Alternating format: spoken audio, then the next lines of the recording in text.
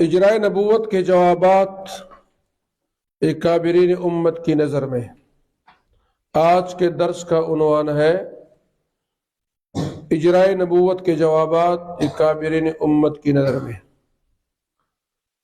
Number 1، مرزائی جس قدر بزرگوں کے اقوال اجرائے نبوت کے ثبوت میں پیش کرتے ہیں، ان میں سے اکثر و بیشتر میں دجل، دھوکے و تلبیس سے کام لیا جاتا ہے۔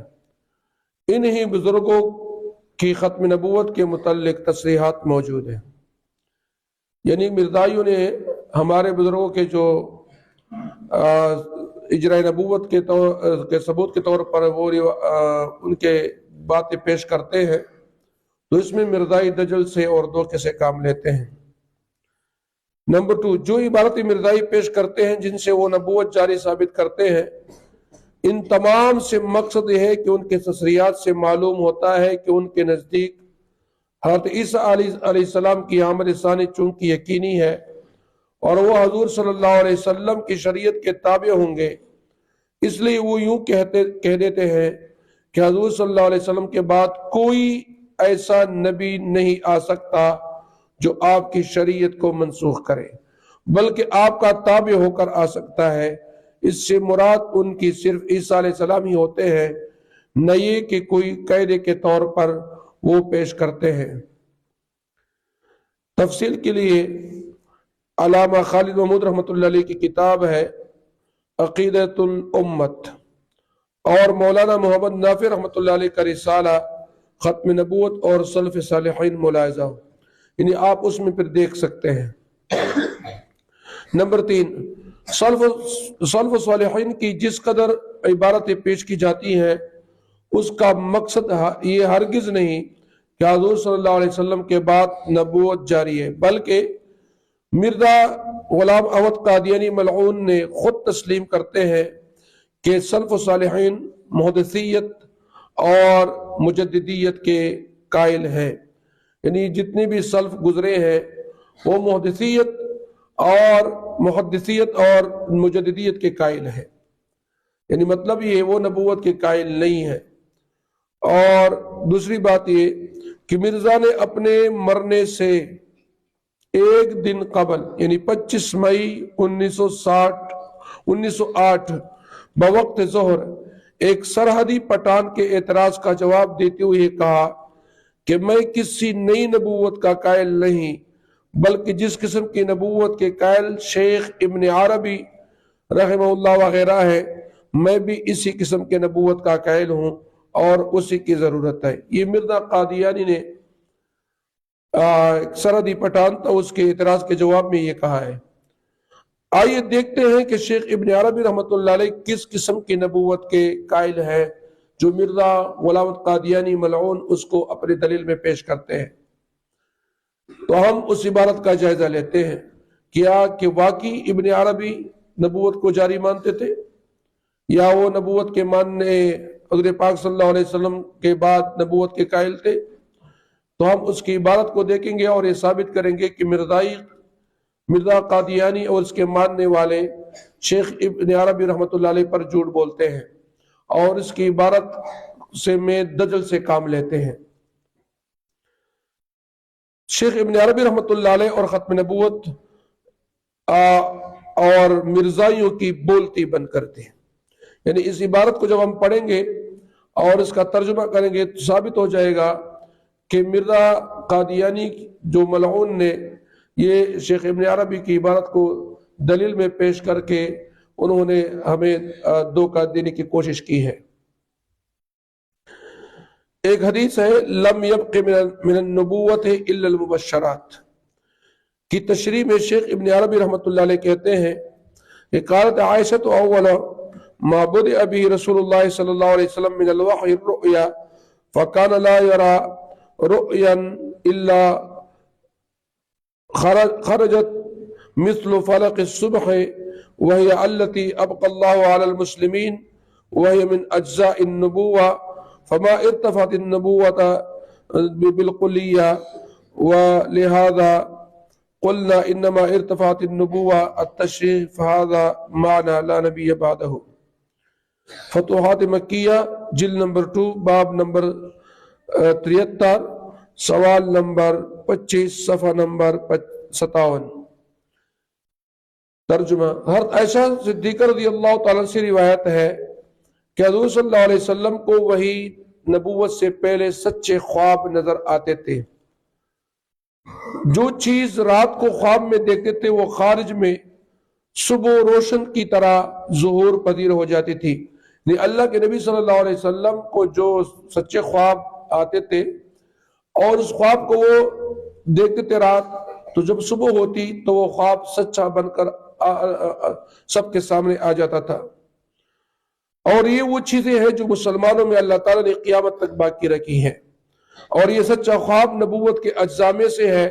بس اس اعتبار سے نبوت کلی طور پر بند نہیں ہوئی، اور اسی وجہ سے ہم نے کہا لا نبی بعدی کا معنی یہ ہے کہ حضور صلی اللہ علیہ وسلم کے بعد نبوت تشریعی باقی نہیں، مطلب یہ کہ شریعت والا نبی نہیں آئے گا۔ نبوت اور رسالت اللہ کے نبی صلی اللہ علیہ وسلم پر مکمل ہو گئی، ختم ہو گئی۔ الا المبشرات، یعنی سچے خواب، یہ نیک مسلمانوں کو رات کو خواب میں یہ نیک خواب آئیں گے، وہ دیکھیں گے نیک خواب، اور یہ نبوت کے اجزاء میں سے ہے۔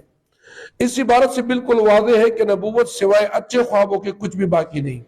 یعنی شیخ ابن عربی رحمۃ اللہ علیہ بھی اس بات کو مانتے ہیں، اور ان کا بھی یہ عقیدہ ہے کہ نبوت میں سے کوئی چیز بھی باقی نہیں، اگر باقی ہے تو وہ ہے سچے خواب۔ اس سے بعد النظر کیا ہر اچھا خواب دیکھنے والا نبی ہوتا ہے؟ کیا اچھے خواب دیکھنے والے کو آج تک امت کے کسی فرد نے نبی قرار دیا ہے؟ نہیں۔ یعنی جتنے بھی سچے خواب دیکھنے والے ہیں اور جس نے دیکھے ہیں اور دیکھ رہے ہیں، امت نے کسی کو بھی سچے خواب دیکھنے پر نبی کا درجہ نہیں دیا۔